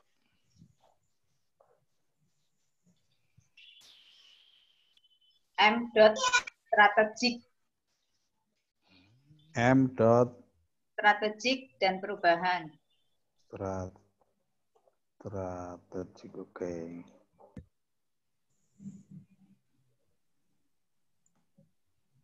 Ini daftar hadirnya ada di situ, di grup. Nanti silahkan di situ. Yang misalnya yang nggak bisa ngisi, tolong di list di WA ini sehingga ada apa? Karena kemarin saya terimanya cuma yang saya terima itu NIM-nya cuma ada berapa orang itu. Kalau yang belum terdaftar di situ nanti takutnya nggak bisa ngisi. Harus diisi dulu baru di apa? Bisa sama, karena di e-learning-nya ternyata belum bisa, di anunya belum bisa. Tapi saya lebih senang sih kalau e-learning-nya nggak bisa-bisa. Kenapa, Pak? Nah, kalau di e-learning itu ketika daftar hadir itu saya harus ngitung lagi karena nggak urut. Oh, iya. Kalau dari 20 orang yang datang 10, nanti urutannya nomor 1 ya 10 itu, 1 sampai 10. Besok pertemuan berikutnya yang datang orang 15 urutannya beda lagi. Yang ngisi pertama siapa urutannya beda lagi. Jadi ketika agak repot. Kalau nggak bisa pakai form ini aja, nanti terakhir nggak usah saya lihat lagi, pokoknya udah ketahuan bahwa ini. Terus gini, saya minta nanti untuk pertemuan berikutnya, di minggu berikutnya, walaupun tidak ada kuliah, nanti saya share daftar hadir, silahkan isi. Karena biasa gampang untuk laporan aja. Ketika ada daftar hadirnya, tiap minggu ada, gitu kan realistis lah. Nggak cuma 2 minggu sekali. Ya. Itu strategi dosen itu. Ya kan selama ini kan yang penting bukan masalah ininya, tapi masalah administrasi kan. Iya Pak. Mau kita sebagus apapun, kuliah kita sebagus apapun, kalau tidak ada bukti administrasinya nanti ya tetap aja dikatakan mana buktinya. Oke, yang lainnya? Nanti kalau materi bisa saya share di apa enaknya di WA aja lah biar gampang dibukanya. Pak Heru. Nggih, monggo. Nggih. Mau tanya, kita klik kelasnya S2 CBSM Extra ya? Iya. Kelasnya S2 ya? CBSM ya? Iya. Makanya karena kayaknya gabungan. CKS, Babin, Sabtu, Minggu. CBSM. Ya. Terima kasih Pak Heru. Oke. Berikutnya. Pak, terima kasih. Oke, kalau udah nggak ada, untuk sementara ini dulu. Saya harapkan nanti karena strategik itu sebenarnya masing-masing sudah mahir semua, sudah melaksanakan, cuma tinggal mengungkapkannya bagaimana. Sama juga ketika di manajemen, semua sudah melakukannya, sudah lebih dari itu, tapi mengungkapkannya bagaimana. Sehingga untuk pertemuan-pertemuan berikutnya kita diskusi saja. Bapak-bapak lebih paham dari itu, sehingga nanti bisa ada masukan misalnya dari Pak Sulaiman misalnya, mengungkapkan apa visi misinya, sasarannya mau seperti apa, dan seterusnya. Nanti ada tanggapan dari yang lainnya. Saya harapkan itu aja. Karena kalau hanya sekedar teori bisa dibaca.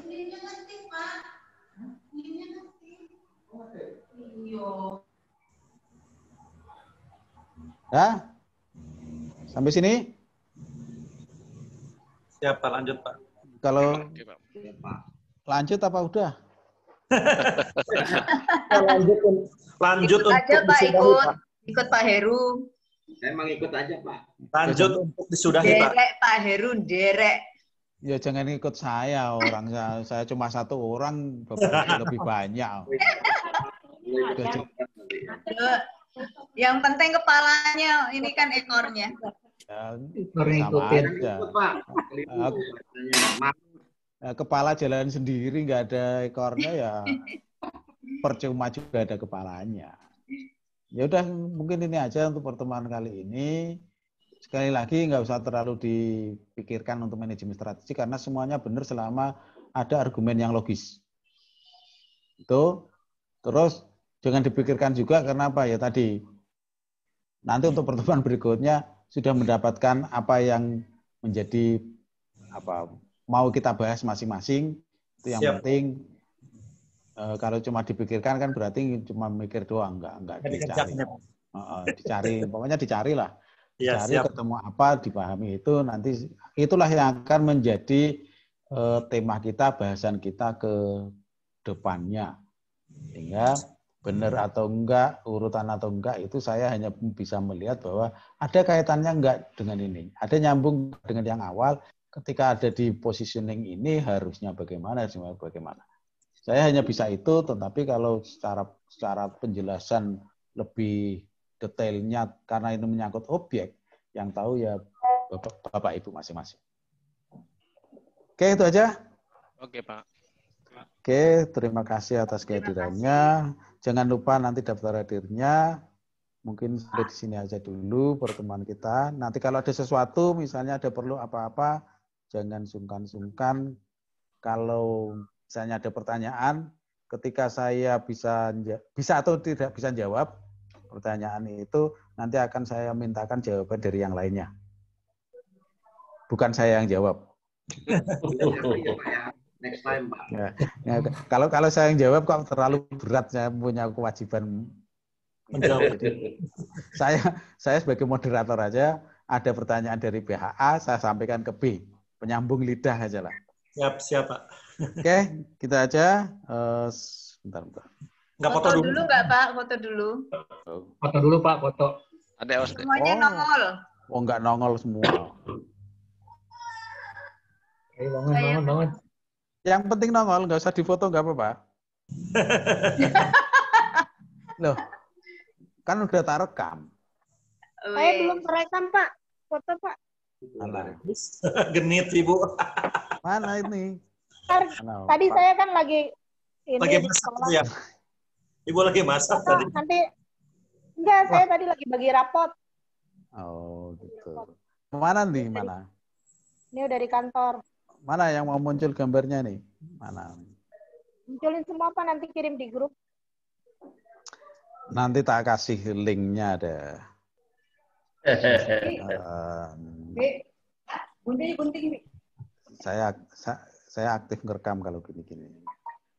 Enggak, walaupun nggak ada juntrungannya ngomong kita, ya pokoknya ada rekamannya. Pokoknya yang penting subscribe YouTube-nya Pak. Oh. Siap. Kalau di situ kan karena apa? Mungkin channel yang lain, tapi saya nggak akan ngomong lah channel yang lainnya.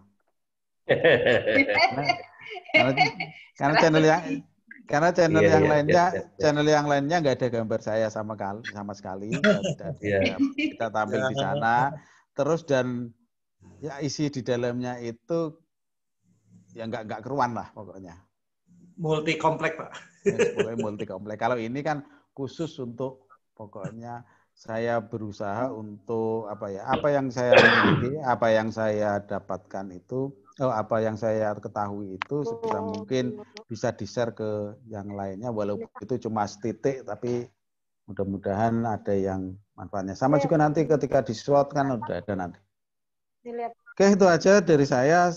Ini udah saya rekam. Kalau mau foto juga banyak yang enggak ini. Nanti dari rekaman kan bisa saya foto. Atau saya foto deh. Foto-foto, Pak. Bentar, Pak. 1, 2, 3. Mana enggak ada. Oh, dijadiin SW. Ibu nganu tapi gambarnya enggak kelihatan. Ya, mana tadi?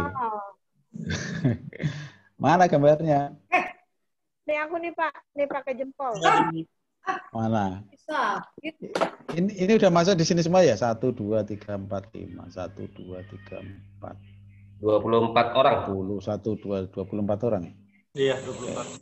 Pak Pur paralel sama ngajar RSCM, Pak. Oke.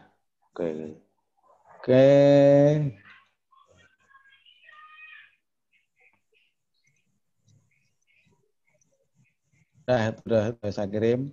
Begitu aja, terima kasih atas kehadirannya. Meskipun kita muter-muter nggak karuan, mudah-mudahan ada sedikit yang bisa kita ambil dari semuanya. Amin, insya Allah. Terima kasih atas kehadirannya. Selamat siang. Saya akhiri. Wassalamualaikum warahmatullahi wabarakatuh. Waalaikumsalam warahmatullahi wabarakatuh. Silahkan kalau mau live dulu.